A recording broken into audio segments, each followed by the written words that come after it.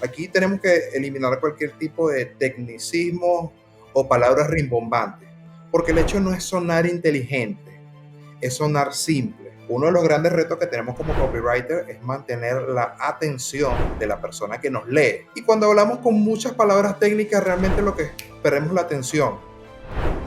Iniciar una fase de investigación para saber qué es lo que quiere el cliente o qué es lo que quiere tu prospecto. Segundo, entender la voz de tu marca. Yo tengo que documentarme, entender de qué manera se comunica tu marca con tu cliente y cuáles son los objetivos que quieres alcanzar. A partir de ahí, realizamos un plan de trabajo de qué es lo que podemos hacer. Cuando queremos romper la barrera del no, siempre buscamos argumentos lógicos. Lo que pasa es que el cerebro trabaja de manera emocional y luego mediante la lógica justificamos ese tipo de argumentos.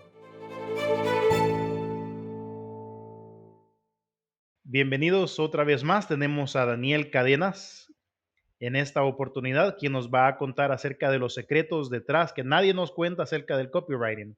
Bienvenido, Daniel. Hola Luis, mucho gusto. Y bueno, mucho gusto a toda tu audiencia. Mi nombre es Daniel Cadena.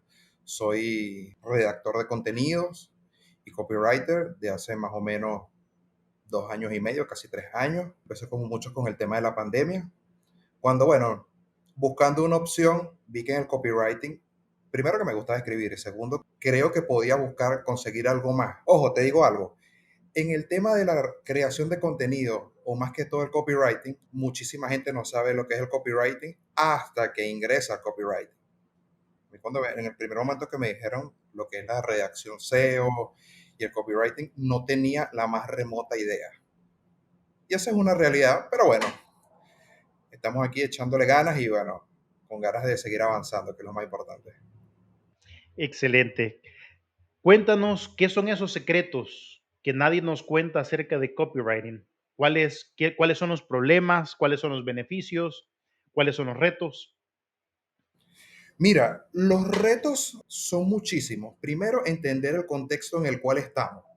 Es decir, muchas veces se maneja en el tema de, llámese, la creación de contenido. Si no entendemos bien cuál es el contexto actual en el sitio donde estamos, difícilmente podemos obtener ciertos resultados. Por ejemplo, me imagino que conoces a Vilma Núñez. Vilma Sí, Núñez, he por favor, escuchado o de sea, ella. eh, en lo que es el marketing, es una de las mejores a nivel de Latinoamérica. Sin embargo, creo que las estrategias de Vilma a nivel de Latinoamérica puede que no funcionen tan bien porque su público se dirige más hacia Estados Unidos. Yo opino lo mismo, que ella es un buen referente. Mis respetos para todo lo que No, hace, total, para total, todo total. la habilidad y el dinero que le está metiendo, pero en Centroamérica tenemos una realidad diferente. Así que concuerdo contigo, Daniel. Claro, porque no hay la capacidad económica, no, tampoco está la creación, o no la creación, sino el nivel de conciencia que puede tener el, llámese el caso del consumidor o el cliente. Vamos a ponerte un ejemplo. Suponga que tu empresa necesita eh, servicio de copywriting o creación de contenido, pero es altamente probable que mi oferta, por muy buena que sea, no está alineada con lo que tú quieres. Eso ocurre muchísimo, pues. Entonces, es cuestión de entender en cuál es el contexto de tu mercado y generar una estrategia que a partir de ahí crees los mecanismos para poder implementarla. Igual está el caso de Alex Hormozzi, no sé si has escuchado, Sí, otro gran referente. pero bueno, ese particularmente ese es uno de los impedimentos. Ok, sí, estoy muy de acuerdo. ¿Qué, ¿Qué otro reto has encontrado tú a la hora de vivir del copywriting?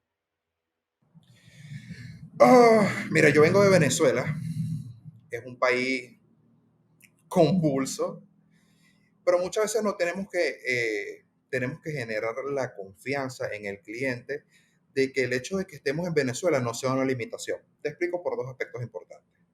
El primero, no sé si estás en conocimiento, pero Venezuela tiene muchos problemas lo que es la energía eléctrica y el Internet. Entonces, yo tengo que generar ante mi cliente la seguridad de que yo pueda poder cumplir con los plazos establecidos para la entrega de un servicio. Ejemplo, eh, supongamos que el plazo que yo son 10 días, yo no puedo extenderme más de 10 días. No importa que afuera se esté cayendo el mundo, yo tengo que cumplir y tengo que ser profesional con mi trabajo para poder entregar el trabajo en el momento indicado.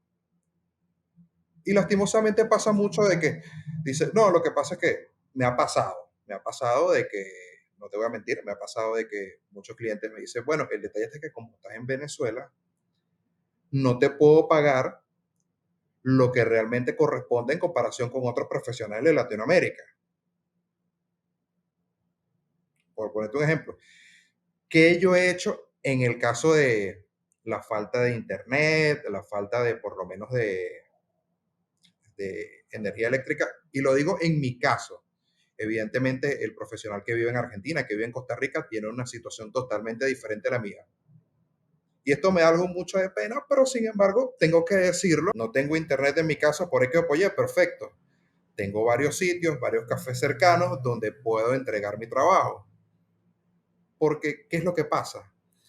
El cliente piensa solamente en él y él no va a entender que tú tengas algún problema, sino que tienes que cumplir. Y debe ser así. Debe ser así porque por algo está pagando.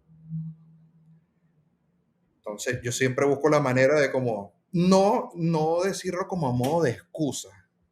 O sea, y no quiero que esto sea una excusa, sino más bien entre las cosas que no puedes controlar, buscar la manera de, bueno, de sobrellevarlo. Daniel, ¿y qué más crees tú que llevaría a un cliente a pensar que tú, por donde vives, no te pagaría tanto como a otros, aparte del problema del internet o la luz? ¿Qué le pasa por la cabeza a este cliente? Yo pienso que es un tema de, evidentemente, cuando tienes el primer contacto con el cliente, no te conoce y para nadie es fácil a lo mejor pagar cierta cantidad de dinero sin saber si puede generar o no los resultados. Eso por un lado. Por otro lado, el hecho de que por lo menos en mi caso, que yo vivo en Venezuela, muchas personas pensarán que puedo ser un profesional más barato, más económico que uno que, por ejemplo, que vive en El Salvador o que vive, no sé, en Colombia. Pasa mucho. De que, bueno, sí, la situación en Venezuela no es la mejor, pero esto es lo que tengo para ofrecerte. Entonces ahí tienes que tener la cierta inteligencia emocional, primero para poder sobrellevar las cosas y segundo para generar la confianza suficiente y pautar cuáles son las condiciones por las cuales se va a dar el servicio. En mi caso, si yo no estoy seguro en hacer algo o siento que de verdad no lo puedo ayudar o no puedo llenar las expectativas de ese cliente, sencillamente prefiero no tomarlo. Es mejor ser honesto y decirle las cosas como son a que el cliente crea en algún tipo de expectativas que sencillamente a lo mejor no las voy a poder superar. Y no es un tema de inseguridad. Ojo, no quiero aclarar esto, no es un tema de inseguridad. Es un tema de que muchas veces tenemos que buscar la forma de que tú te sientas cómodo con el trabajo que estás haciendo. Otros retos del copy, o no del copy, vamos a decir del freelance como tal, es que hay clientes que buscan bueno, necesito que me redacte los copies, pero que edite los videos, pero que realice diseño gráfico. Yo particularmente no sé diseñar, yo no sé editar videos. Yo lo único que sé es escribir y lo que te puedo ofrecer es esto. Sí, sucede bastante. Sucede bastante, no, necesito que me hagas tantos copies, tantos videos y me lo entregues en 3 días. Ya vas, que esto no es así. Primero necesitamos conocer una fase, primero necesitamos que iniciar una fase de investigación para saber qué es lo que quiere el cliente o qué es lo que quiere tu prospecto. Segundo, entender la voz de tu marca. Yo tengo que documentarme, entender de qué manera se comunica tu marca con tu cliente y cuáles son los objetivos que quieres alcanzar. A partir de ahí, este, realizamos un plan de trabajo de qué es lo que podemos hacer. Quiero yo regresar a algo que creo que es bien importante y te prometo que vamos a retomar este proceso, ¿sí? Tranquilo, no hay problema. Tú mencionaste que uno de los retos que el cliente tiene es tener la confianza. Tú usaste esa frase, generar confianza. Entonces lo que el cliente necesita es que alguien le genere suficiente confianza como para que se saque el dinero de la bolsa y te lo entregue. Creo que ese es un lenguaje que en todo tipo de rubros se lleva. Pero la razón por la que quiero yo detenerme es para que hablemos un poquito acerca de cómo vamos a generar esa confianza o cómo un freelancer pudiera demostrar resultados para que este cliente tenga más confianza de desembolsar el dinero. Primero, uno de los aspectos para poder generar más confianza es, uno, mostrar los resultados que has obtenido. Es decir, mira, a lo mejor probablemente dentro del... Es probable que yo nunca he trabajado con la industria farmacéutica. Si el cliente es de la industria farmacéutica, le puedo decir, mira, realmente este trabajo no lo he hecho. Sin embargo, conozco estas estrategias que podemos replicarlas en tu negocio. ¿Por qué es importante decirlo? Porque si no lo he hecho, no te lo voy a decir que lo he hecho porque primero me vas a descubrir que no lo he hecho, ¿sabes? Ese es el punto al que quería llegar, que a veces uno de freelancer, uno piensa, uno tiene habilidades, asumamos que las tenemos, pero la transacción de venir y vendérselo al cliente es la parte que a veces no pensamos. Entonces, tú dijiste algo aquí, bien importante. Le muestro que me imagino que ha de ser una página web, ha de ser un blog, ha de ser una newsletter de alguien para que se pueda replicar. Entonces, sería importante tener algún tipo de catálogo. Por supuesto, por supuesto. Mira, particularmente yo no tengo página web. Sin embargo, tengo una carpeta en Dropbox donde, dependiendo del tipo de proyecto, pueden ver mi trabajo. Le dice, mira, se lo envío al cliente, ve lo que he hecho. También he trabajado en el sentido de que he hecho muestras gratis. Yo sí he hecho muestras gratis de cuál es mi trabajo. Mira, o sea, investigo y hago un artículo gratis en base a las necesidades del cliente y él decidirá si quiere o no quiere el servicio. ¿Y cuál sería digamos, lo ideal, lo preferido, lo mejor que pudiera tener un freelancer para demostrar sus habilidades? Hablemoslo desde el punto de vista tuyo como ghostwriter. Lo ideal podría ser una página web propia. Eso es lo ideal. Ahora, ¿qué es lo que estamos haciendo mucho o qué es lo que nos ha llevado la tecnología en estos últimos años? A crear una marca personal, evidentemente, a que la gente te conozca. A partir de la época de pandemia salieron muchos copywriters y muchos ghostwriters en Twitter.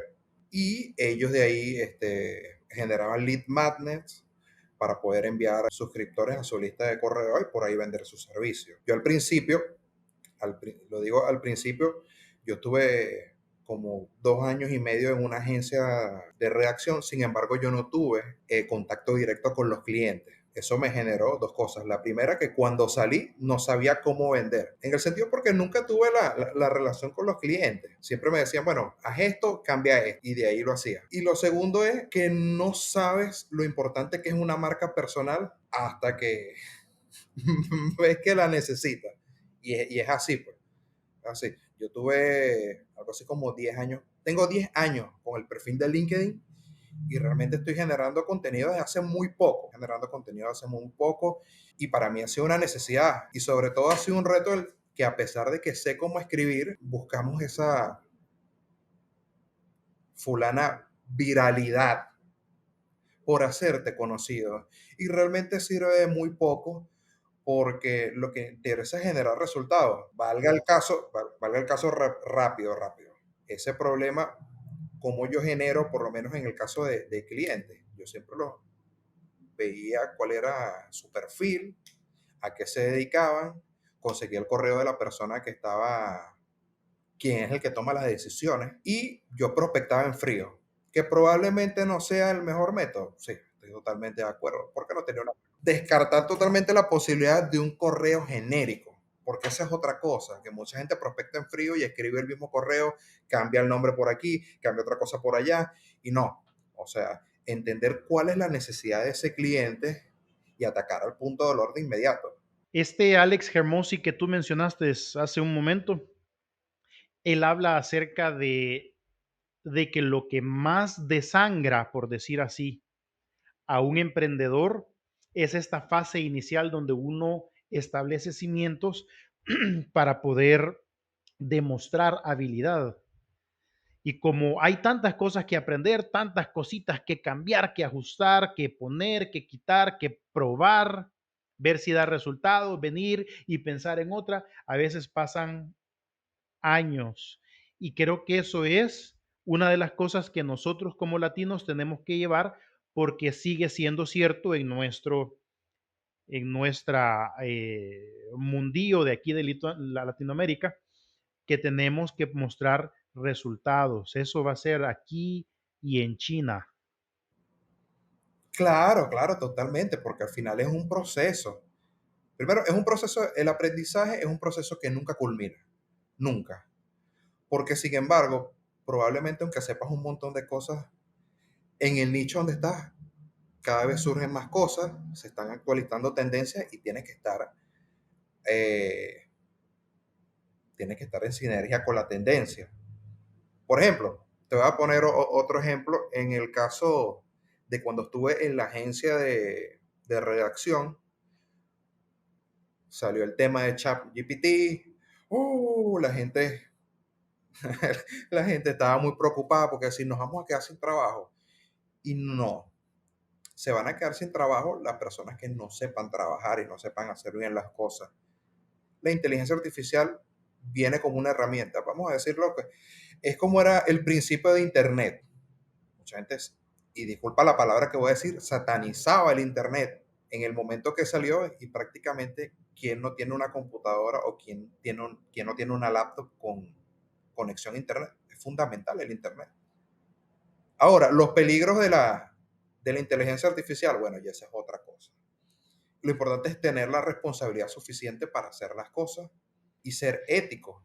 Tengo algo que proponerte y pues no hay problema, espero que no haya problema que esté aquí, que salga como parte del episodio. Como dijiste que no tienes una página web, te presto yo mi página web. Tú sabes hacer SEO, Redacción SEO. Redacción redacción SEO. O SEO, sea, ¿ok? SEO, correcto. SEO Y técnico, la, no. ¿ok? No. Eh, O sea, conozco los ¿Sabes qué es principios, pero decirte que... sabes qué es un cluster? ¿Saben a qué se refiere cuando dicen clusters en SEO? Es crear un grupo de, de, de artículos que todos Ok, están entrelazados en tema y están diseñados para rankear mejor. correcto. Te digo esto para que te voy a dar acceso a mi página, como te mencioné antes de la entrevista, estoy haciendo un rebranding ahorita, va a haber una Chévere. página nueva, ahorita si van, la van a ver que está con el tema, con el theme, así que no está lista, espero que no vayan a criticar porque no está lista, pero a ti esto te puede servir para que tú lo uses con tus clientes y voy a dejar tu nombre ahí, te voy a dar acceso con tu usuario, te voy a dar acceso para que escribas, tú puedes pensar en este clusters, yo en eso trabajo, así que para que le apuntes a unos 10 o 15 artículos para el cluster y todos van a llevar tu nombre. Perfecto, perfecto, Luis. De verdad que gracias. De verdad, muchísimas gracias.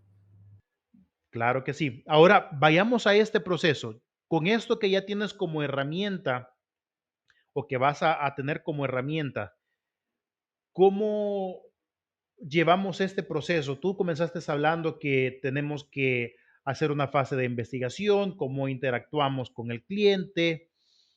¿Qué más está envuelto en esto del copywriting a la hora de vender? Yo creo que la investigación es una fase crucial. Es una fase crucial porque primero tenemos que entender cuáles son los mensajes que van a resonar en la cabeza de la persona que lo lee, entender muy bien de qué forma habla ese cliente. Aquí tenemos que eliminar cualquier tipo de tecnicismo o palabras rimbombantes, porque el hecho no es sonar inteligente, es sonar simple. Uno de los grandes retos que tenemos como copywriter es mantener la atención de la persona que nos lee. Y cuando hablamos con muchas palabras técnicas, realmente lo que perdemos la atención. De hecho, hay muchísimos estudios que señalan que la atención del ser humano cada vez es menor. Cada vez nos cuesta concentrarnos muchísimo más. Entonces sería hacer una fase de investigación y entender qué es lo que quiere qué es lo que quiere la audiencia, cuáles son ese tipo de frases con la cual resuena tu audiencia y en base a eso redactar, revisar y luego lanzar lo que sería el artículo. Pues, por ejemplo, antes de yo entregar cualquier artículo, yo se lo muestro al cliente, le digo, mira, ¿qué te parece? Porque al final él es el que está pagando. Ojo, yo también coloco mi toque personal de que yo creo que esto es lo que puede funcionar mejor. A veces como freelancers he descubierto que a muchos les da pena como sugerir o aconsejar qué se puede hacer. Y uno como dueño de negocio a veces no tiene ni la menor idea de que hay opciones. ¿No te ha pasado eso a ti? Me ha pasado que han llegado clientes que no tienen ni idea de qué es lo que quieren hacer. Dice, ya va, pero yo necesito que tú me coloques una estructura o cuál es un marco, porque vamos a estar claros, en el caso de este podcast, he visto varios episodios de tu podcast, pero nadie sabe cuál es el trabajo que hay detrás de este podcast que tú. Y por mucho que yo lo investigue, si yo no conozco tu visión y no entiendo tu visión, o sea, el resultado que estamos buscando no lo vamos a obtener, porque tu visión es única. Pueden haber muchos podcasters, pero tu visión es diferente a la del resto. Y eso no podemos discutir. ¿Te acuerdas cuando hablamos por primera vez y tú mencionaste que te gustaba lo que estaba haciendo? ¿A qué te referías? ¿Qué es lo que pasa? En el caso del freelance, siempre vivimos, esto no es una frase que no me gusta mucho, pero a veces vivimos como debajo de las piedras. Porque mucha gente no te conoce, no sabe qué es lo que haces. Muchísima gente concuerda de que sí, mi negocio necesita marketing. Ya va, pero ¿qué tipo de marketing? ¿Qué tipo de estrategia? Porque me ha pasado muchísimo que por lo menos hay clientes o bueno, o prospectos de que no tiene una página web, pero yo quiero montar una lista de correo. Y le decía, ya va, ¿podemos hacer email marketing? Sí, pero eso es un proceso que lleva tiempo. Y si no tienes una lista de correos, solamente crear, llevar a ese prospecto para que te compre, es algo que indudablemente nos va a llevar tiempo. O sea, no puedes esperar unos resultados en un mes cuando no tienes una página web, cuando nunca has aplicado email marketing, por ejemplo. O sea, el detalle de vender es que mucha gente cree que eso es como vender cualquier cosa. Y la venta lleva su arte, lleva tiempo de estudio, planificación, ver si esto no me funcionó, ¿por qué no me funcionó? Ok, pero tengo otra opción, evaluemos esta opción. Y de ahí comenzamos a descartar. O sea, por ejemplo, en el caso de un texto, probablemente tu texto no convierta porque el título no sea lo suficientemente llamativo, pero no vas a cambiar el texto completo. Hay ciertas partes del texto que no están optimizadas, pero no puedes cambiarlo todo porque simplemente no vas a identificar qué es lo que no está funcionando. Y eso, o sea, hay muchos clientes que no lo entienden, no lo entienden. ¿Cuánto es el tiempo que tú creerías que se llevaría establecer una buena estrategia para email marketing? Dependiendo de la situación en la cual está el cliente. Si por lo menos el cliente tiene su página web, ya tiene una lista de correo, probablemente podemos ver resultados en unos 2 meses. Ocurre mucho que hay personas que tienen su página web y solamente lanzan su lista de correos, hacen email marketing, pero no tienen un funnel establecido. Eso por lo menos hay muchos usuarios de LinkedIn, no sé si es tu caso, pero hay muchos usuarios de LinkedIn que tienen su página web, realizan email marketing, pero en la sección de destacados colocan un lead magnet, 5 mitos sobre el marketing digital actual, por ponerte un ejemplo. El error que muchas veces cometemos es no generar una oferta, no colocarle una oferta concreta al lector, en este caso al prospecto, porque muchas veces ocurre que las personas quieren llenarse de suscriptores en su lista de correo, pero dicen, mira, pero ¿por qué no vendo? Probablemente porque primero el cliente no esté en la temperatura correcta, pero eso no es un problema, porque eso podemos trabajarlo mediante el contenido. Pero cuando el lead no está cualificado, eso sí es un problema, porque si piensa que tú das consejos gratis, va a estar por lo gratis. O sea, se ven muchas oportunidades de que hay usuarios que no pertenecen a tu público objetivo y sin embargo ve qué es lo que estás ofreciendo. Y si no pertenece a tu público objetivo y si tu mensaje no está en concordancia con sus valores y con lo que él quiere obtener, difícilmente te vaya a comprar. O sea, es muy complicado que te vaya a comprar. Si él cree que tu producto puede ser una solución, pero no está seguro en comprar, tu contenido va a ir generando confianza, pero también va a ir descartando a las personas que probablemente no estén interesados en lo que estés haciendo. Y no está mal. O sea, puede ser que tu oferta sea muy buena, pero lo que ellos están buscando no es lo que tú le estás ofreciendo. Ese puede ser uno de los aspectos. ¿Por qué? Porque a lo mejor cree que la venta es cuestión de vender plátanos. Y no, te voy a cambiar un momento el tema. Por lo menos cuando yo accedí a este podcast, me pareció una muy buena oportunidad, primero para conocer, primero que nunca me habían invitado a un podcast, lo cual te agradezco la oportunidad, pero segundo, hay algo que los freelance, cuando comenzamos sin una dirección, sin una guía. ¿Por qué? Porque estamos acostumbrados a que lo que se da en la universidad es así y sigue este proceso. Y muchas personas me han preguntado, Daniel, ¿pero cómo tú realizas eso si no lo estudiaste en una carrera universitaria? Ojo, y suele pasar con muchísima frecuencia. ¿Por qué? Porque estás acostumbrado de que un ingeniero que recibió su título debería estar mejor calificado que un publicista, que un freelance. Y si algo nos ha Eso dado Internet, desafortunadamente no es cierto.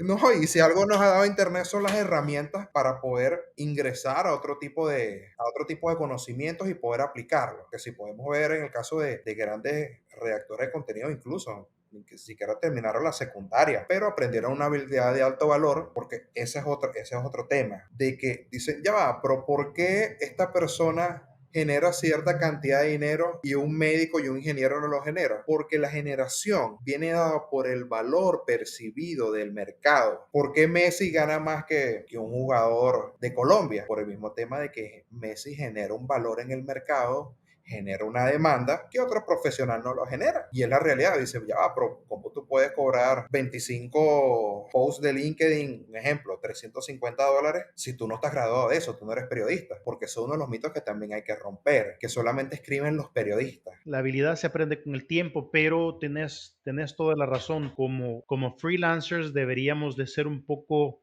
de tener un poco más de garra, no sé cómo le diría, de personalidad para poder ir, de valor para poder enfrentarse a eso y derribar esa objeción. Yo me acuerdo que mi papá, él siempre me decía, bueno, él siempre nos contaba que a él lo buscaban los ingenieros para que hicieran el trabajo. Y cuando él iba a los jefes de los ingenieros, les hacía preguntas.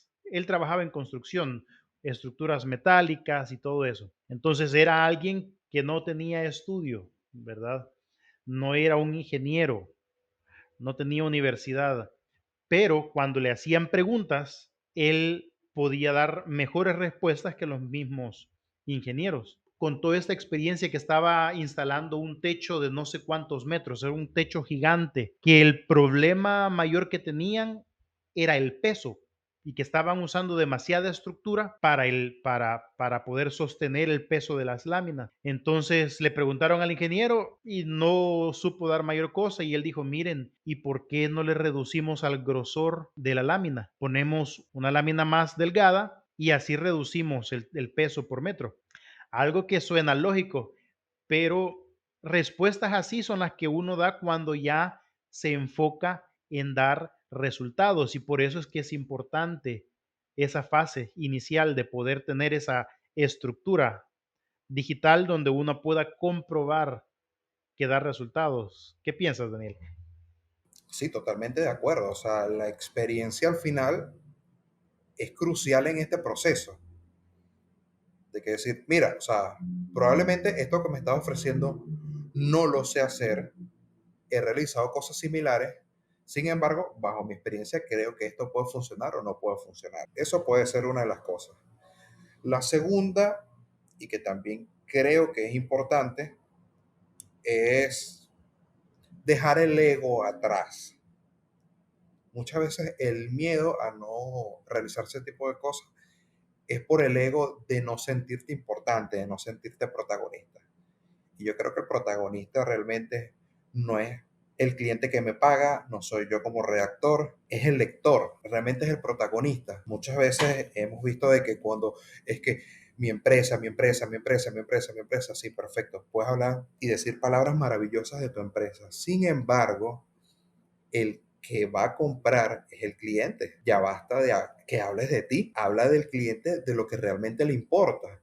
Porque al final la gente compra lo que quiere, no lo que necesita. Yo por lo menos yo pasé por un proceso de hace 8 meses, bueno, ya hace 8 meses no, como hace año y medio de que estoy jugando rugby, porque soy jugador de rugby semiprofesional, de que bajé 40 kilos. Yo quería bajar de peso, no, evidentemente por el tema de la práctica y, y el ejercicio físico bajé de peso, pero a veces tú tienes que, la gente quiere algo, dáselo. No es lo que necesita, porque a lo mejor yo le digo a una persona que cualquiera en otro caso me hubiese dicho, tienes que bajar de peso, yo me hubiese sentido ofendido y con toda la razón del mundo. Sin embargo, ¿quería bajar de peso? No, pero resulta que una acción llevó a la otra y logré ese resultado, de lo cual estoy súper encantado. Y todavía me falta realizar cierto tipo de cosas. Pero el, el cerebro funciona de una forma y en el marketing es básico. En el caso de Dan Kennedy siempre dice que nosotros cuando queremos romper la barrera del no, siempre buscamos argumentos lógicos. Lo que pasa es que el cerebro trabaja de manera emocional y luego mediante la lógica justificamos ese tipo de argumentos. Porque al final lo que no emociona no vende. Ok, Luis me está dando este tipo de propuestas, me llama la atención, perfecto.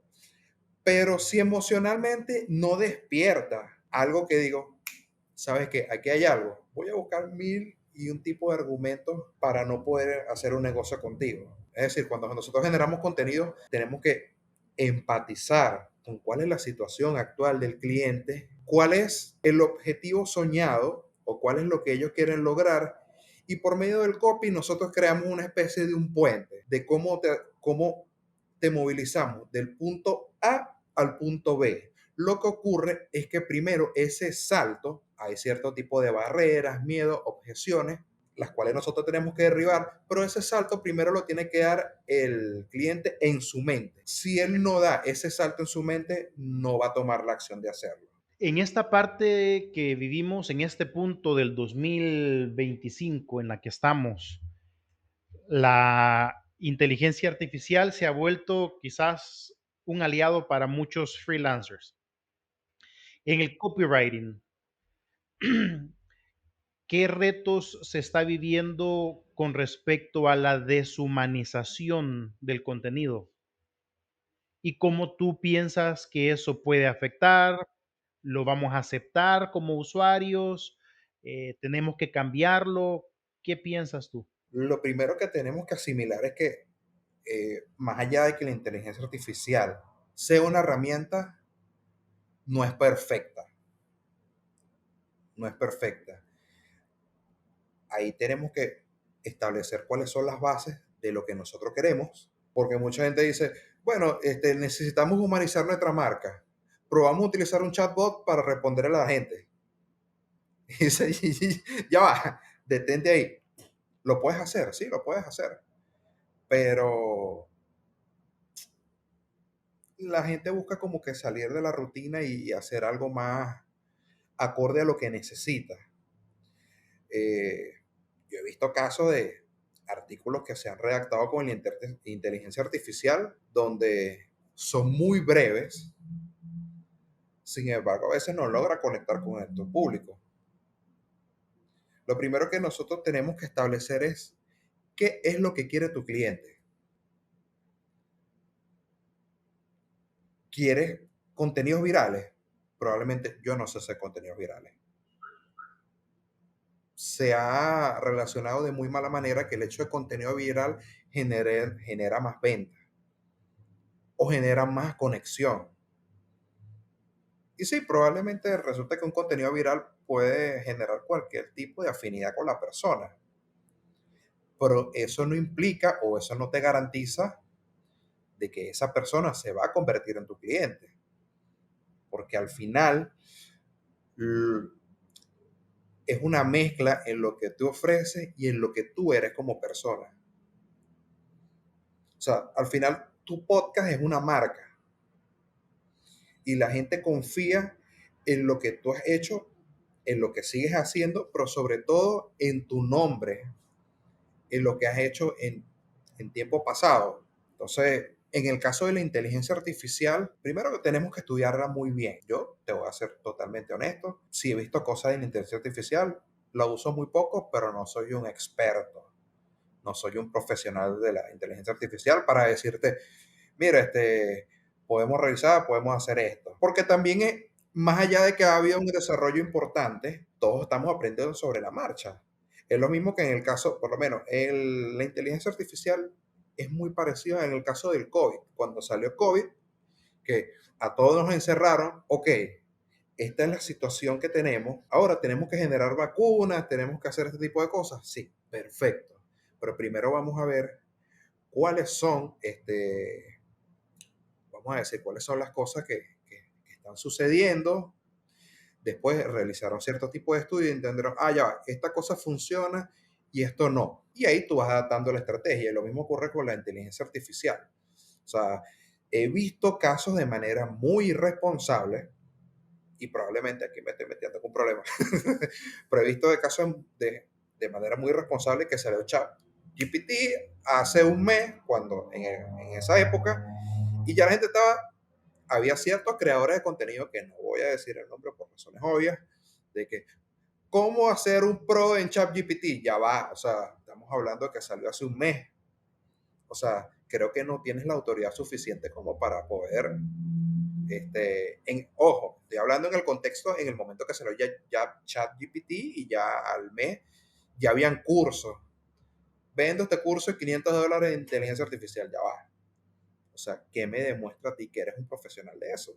Cuando apenas es una tecnología que está muy reciente. Uno de los retos que he visto yo en el copywriting es que uno, el lenguaje se vuelve bien propio de ChatGPT. Vea.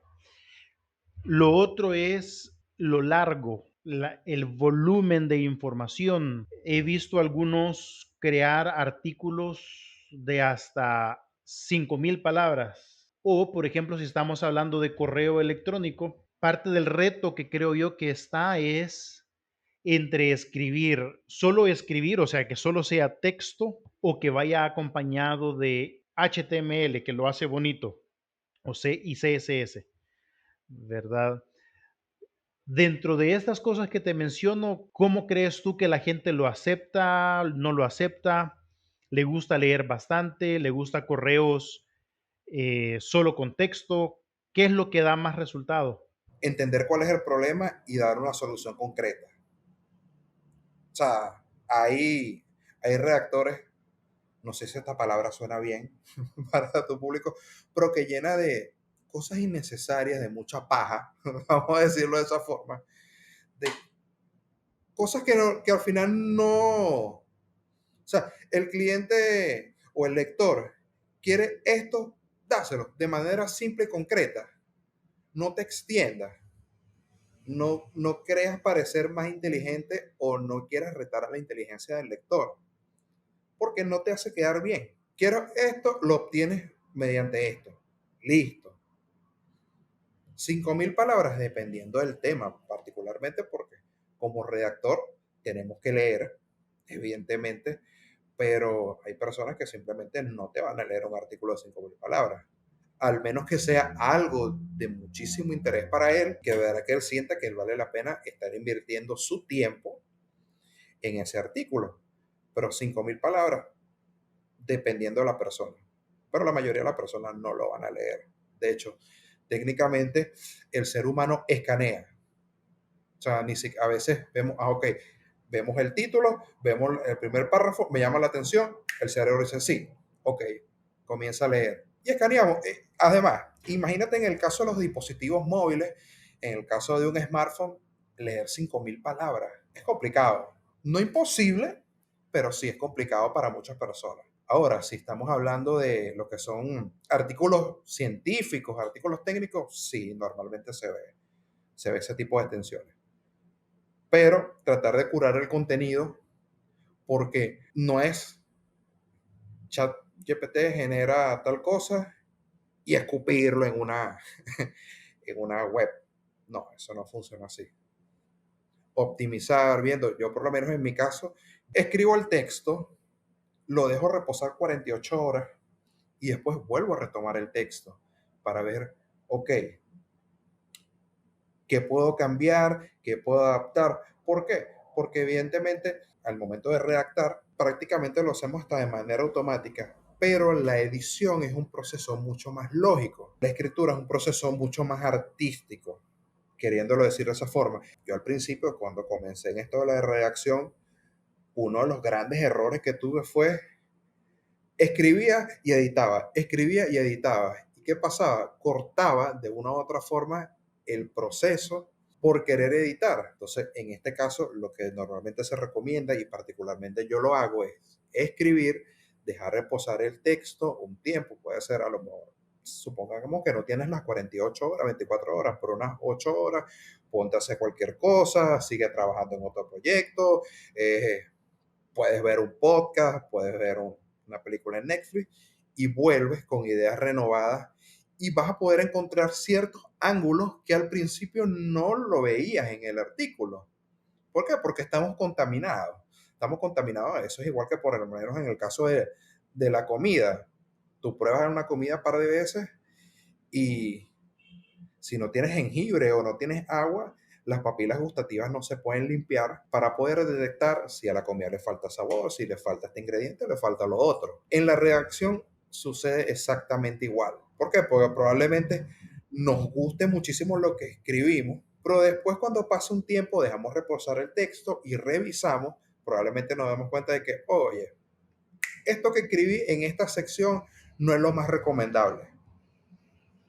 ¿Hay alguna otra cosa de vivir de la escritura, del ghostwriting, que se nos haya escapado, Daniel? Establecer claro cuáles son primero, cuáles son los objetivos que tienes con ese cliente, pero sobre todo, cuáles son los parámetros por los cuales se va a realizar el trabajo. Por lo menos yo trabajo 50 y 50. Hay reactores que piden el 70 y cuando finalizan el restante, hay otros que simplemente piden el 100%. Yo cuando comencé, yo tuve la suerte de entrar en una agencia de redacción donde no sabía absolutamente nada. Y fue como que, ok, aquí te vamos a enseñar qué es lo que es la redacción SEO, qué es el copywriting. Como te dije anteriormente, no tenía contacto directo con el cliente, sino que me mostraba una especie de briefing y decía, mira, esto es lo que hay que hacer, de esta forma te tienes que enfocar a realizar el artículo o la landing y estos son los objetivos que tenemos que cumplir. Listo, y en base a eso yo trabajaba, pues. Pero por lo menos yo tuve la suerte, cosa que no tuvieron muchos, o tuve la oportunidad de que yo no sabía lo que era la redacción SEO y con esa agencia la aprendí. Pero la mayoría de las veces aprendemos, como quien dice, a los golpes, o sea, aprendemos bajo nuestra propia experiencia. A mí me pasó que hubo un momento de que pandemia, desesperado, me metí en foros y uno de los grandes errores que cometí, de los cuales no me arrepiento, pero no fue la mejor forma, es que yo acepté artículos de 1.000 palabras por 2 3 dólares. Yo sí lo hice. Aquí hay algo que hablar con respecto a la realidad. Si vos querés venir a aprender un nuevo oficio, pongámosle, digamos, un albañil. Las primeras veces vas a venir y trabajar y te van a ver, te van a poner de prueba. Vas a tener que demostrar si podés, si querés, si tenés la espalda para poder soportar el trabajo, ¿verdad? Lo mismo pasa acá en esos trabajos. Al inicio muchas veces uno tiene que ceder en cuanto al precio, pero cuando comienza a demostrar que es capaz, ahí es donde ya comienza a subirle uno al dinero. Claro, porque el tema es la experiencia, es el tema de la experiencia porque no la tiene. Evidentemente no fueron los mejores clientes, no, de verdad que no lo fueron. Pero sin embargo, es difícil cuando quieres demostrar algo, pero no tienes por lo menos un portfolio que te permite decir, mira, yo he trabajado esto, he realizado esto. Es muy complicado y para que la gente o sea, tú generes confianza es difícil. Al principio es muy difícil. El otro tema es que también, bueno, como comencé, y esto tampoco es una excusa, el hecho de que estés en Latinoamérica, mucha gente, como no se manejan las mismas tarifas que se pueden manejar ya sea en España o en Estados Unidos, creen que los servicios suelen ser más económicos. Eso de la tarifa, siento yo que uno puede cobrar tanto como de resultados. Esa es la métrica. Yo siento que uno no debería de centrarse en dónde está, porque si vos venís y le decís a Google, mira Google, quiero poner este, ¿qué? Anuncio. Google no te va a decir, ah, sí, es que vos porque sos morenito, has de ganar menos. Entonces, te voy a dar una fórmula para poder cobrar. Para poder cobrar, uno tiene que ver el tema de las impresiones. Google por eso cobra. Viene, pone el anuncio enfrente de las personas y algunas veces te cobra por clic. Pongamos ese ejemplo. Ese clic se vuelve una impresión. ¿Cuánto te cobra Google por esa impresión? Ponele que sea unos $20. Pongámosle $5 en Latinoamérica, ¿verdad? Tu contenido, ¿cuántas impresiones da? ¿Cuántas personas vienen y le dan clic? Esa es una de las métricas. Esa es una forma, una conversión. Ponele que tu artículo pudiera conseguir que la gente le dé clic, un número conservador, son 100 dólares, 100 personas le dan clic en el mes a tu artículo, ¿verdad? ¿Cuánto cuesta eso a la vista de Google? Son $500.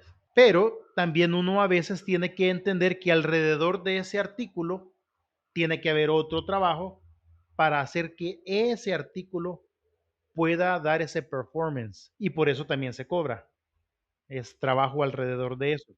Pero como estamos hablando del precio, toma de referencia lo que Google cobra y así uno evalúa, ¿estoy cobrando bien o estoy cobrando mal? Ese es un punto de referencia. Es como cuando vas a vender un carro.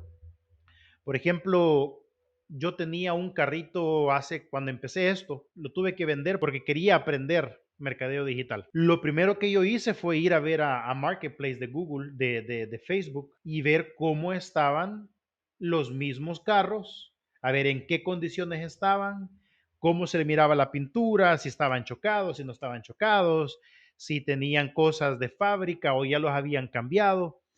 Entonces, el mercado es el que le dice a uno cuánto es lo que va a cobrar, lo que la gente está dispuesta a pagar.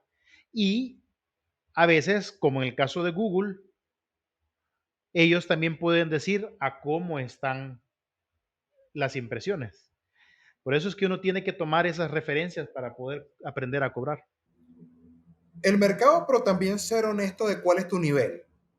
O sea, si no tienes 5 años de experiencia, por ponerte un ejemplo, no puedes cobrar lo que cobra un profesional que tiene 5 años de experiencia y que ha generado ciertos resultados de manera consistente.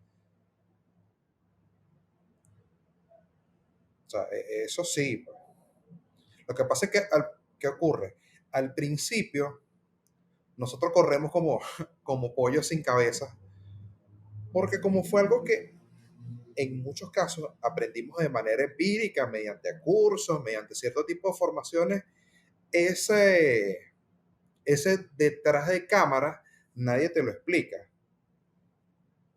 Lo vas aprendiendo a medida que va pasando el tiempo y vas midiendo, ok, tengo esta tarifa, mucha gente me la puede, hay personas que me la pueden pagar, perfecto. Puede que haya personas que no te la puedan pagar, pero a lo mejor sencillamente no valoran el trabajo que estás haciendo. O simplemente no tienen los medios económicos para poder costearlo. También ahí viene otro punto, otra realidad que nos pasa como freelancers, que no sabemos a quién le vamos a vender. A veces uno trata de venderle a la misma gente donde uno está. Yo me voy a poner ahí, ¿verdad? A la gente pobre que tiene necesidad y alguien que no tenga pisto no va a poder pagar. No tiene con qué, eso es lo lógico, ¿verdad? Por mucho que sepa, no es que Daniel hace buenos correos, él redacta muy bien, pero si yo no tengo ni siquiera para comprar el dólar de tortillas en el día, mi emprendimiento no va a poder pagar las cosas. Entonces, dentro de ese avatar, que es un trabajo que se hace al inicio, ¿verdad? El avatar que tú persigues, que yo percibo, uno debería de pensar, entonces tienen que ser personas que ya tengan cierto mínimo de ventas mensuales, porque esta persona va a poder pagar mis servicios. Y que conoce el tipo de servicio no que tú ofreces, o sea, no, probablemente a lo mejor no te conozcan como profesional, pero por lo menos estén buscando a alguien que le realice, por lo menos necesitan una sección de blog y quieren crear artículos que posicionen en Google. Pero si no tienes ese tipo de conciencia de que necesitas ese servicio, probablemente no te vayan a buscar. O sea, ni a ti ni a ningún otro profesional. Para eso es que uno tiene que demostrar que es hábil antes de que el cliente venga a hablar. Y por eso es importante tener el portafolio. Por eso es importante tener un canal de YouTube donde uno diga, vaya, esto se hace así. Estas decisiones se toman por esta y esta razón. Hace años Google hizo un estudio de cuántas horas tiene que pasar la persona viéndote, cuántos touch points tienen que haber antes de que la persona te compre y creo que eran como 7 horas de contenido y 11 touch points. Y a Mira, veces uno ni siquiera un video tiene en internet. esto no es una carrera esto es una carrera de resistencia más que una carrera de velocidad. O sea, eh, el freelance, o sea, cuando eres freelance, independientemente de cuál sea tu rubro, cuál sea tu nicho, es un negocio y tienes que tratarlo como tal y pasa por una fase de maduración, al igual que cualquier otro negocio físico, entender muy bien, no solamente cuál es el proceso que tienes que seguir para vender, sino incluso la postventa, que también es muy importante. Es decir, yo he contactado con clientes que, mira, le hice cualquier tipo de servicio y lo saludo el día de su cumpleaños. Mira, ¿cómo está? ¿Cómo le va? Feliz cumpleaños. Yo creo que podemos hacer adecuaciones a su artículo. Yo particularmente lo he hecho sin costo alguno. Primero, en modo de agradecimiento. Probablemente me caigan muchas piedras encima por esto. Pero, pero cuando uno empieza, o sea, uno valora muchísimo las personas que le dieron la oportunidad cuando otros simplemente no se la dieron, o por lo menos mi caso. Lo que te iba a mencionar, Daniel, es que hay algo que se llama sinergia, ¿verdad? Y esa sinergia, o yo preferiría usar la metáfora de sembrar, ¿verdad? Si uno no siembra, uno no ciega. Entonces, si uno a uno le dan esa oportunidad, a mí me dieron la oportunidad cuando yo empecé. Mi jefe me dijo, mira, yo te voy a pagar porque aprendas. ¿Quién va a hacer eso, vea? Entonces ahora yo también veo las personas a los que quieren, necesitan una ayudita y por eso es que te lo he extendido a ti. Tal vez no sea de mucho, pero al menos te da una oportunidad a ti para poder venir y comprobar. Y así uno tiene que seguir en la vida. Te prometo que yo he tenido varias opciones de hacer negocios, que unas están ahí en tal vez sí, tal vez no aún, pero solamente tener el prospecto de aspirar siquiera a hacer algo más, es bien bonito y todo viene por tratar bien a las personas, por tener esa sinergia. Algo que te iba a mencionar y que se me pasó, para que tú veas lo importante que ha sido, en mi caso, encontrarme con tu podcast. Fíjate algo. Yo vi un material de Leandro Valdés. Y definitivamente que el tipo es un crack haciendo lo que hace. Tanto así que entré a su lista de correo, descargué su lead magnet y le compré un curso. Porque era como que yo siento que en mi, sí, porque yo siento que en mi proceso de prospección, lejos de ser perfecto, le faltan un montón de cosas. Y con lo que dice Leandro, hermano, era exactamente lo que estaba buscando. O sea, exactamente lo que estaba buscando. Y es un tipo que va al grano, es un tipo que va al grano, es un tipo que te dice, mira, yo con una lista de 300 suscriptores vendía a más de 110 personas. Y de verdad que tú ves el curso y el curso es muy simple, pero es altamente poderosa la información que da Leandro. Y eso lo realza él bastante. En la entrevista tú te das cuenta que él dice que él no es como los demás, que los demás llenamos de flores las cosas y él no, él va directo al grano. Y él es bien, en eso se ha centrado su carrera, la venta directa. Y él no le tiene miedo a pedir, ask for the sell, ¿verdad? A vender. Lo mismo tenemos que hacer nosotros, ser directos. Él es directo de manera muy sutil lo hace y lo hace ver acá a la perfección. Y yo digo, este tipo es un crack, definitivamente. Qué bueno, esas son buenas noticias, Daniel. Qué bueno que te haya servido para eso y esa es la razón por la que lo he creado para traer conocimiento. Yo siempre dije, en Latinoamérica hay mucho talento, pero la gente no lo conoce.